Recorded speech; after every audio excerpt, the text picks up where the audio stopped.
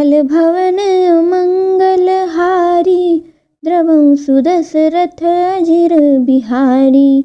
निशिचर एक सिंधु महु रहई, करि माया नभ के खग गहाई।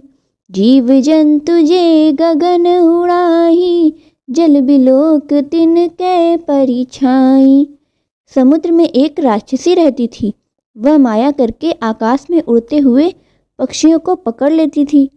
आकाश में जो जीव जंतु उड़ा करते थे वह जल में उनकी परछाई देखकर गहई छाह सक सो न उड़ाई, एहि विधि सदा गगन चर खाई।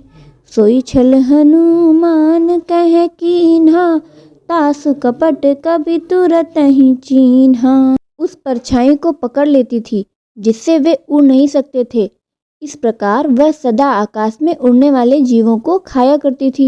उसने वही छल हनुमान जी से भी किया।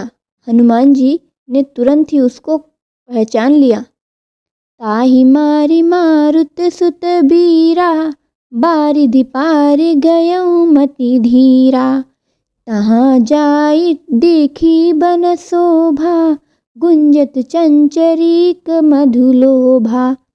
पवन पुत्र धीर बुद्धि वीर श्री हनुमान जी उसको मारकर समुद्र के पार गए।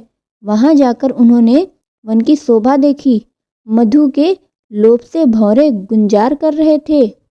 नाना तरु फल फूल सुहाए, खग मृद वृंद देखी मन भाए। शैल विशाल देखी एक आगे, तापर धाई चढ़े भय त्यागे। अनेकों प्रकार के वृक्ष फल फूल से शोभित हैं।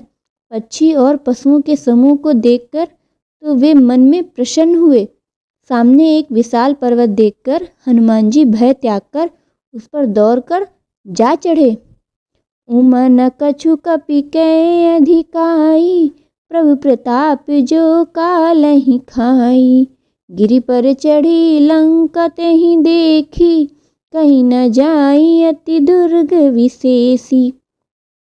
शिव जी कहते हैं, हे उमा, इनमें वानर हनुमान की कुछ बड़ाई नहीं है। यह प्रभु का प्रताप है जो काल को भी खा जाता है। पर्वत पर चढ़कर उन्होंने लंका देखी। बहुत ही बड़ा किला है, कुछ कहा नहीं जाता। अति उतंग जल निधि चहु पासा, कनक कोट कर परम प्रकाशा। वह अत्यंत ऊंचा है, उसके चारों ओर समुद्र है।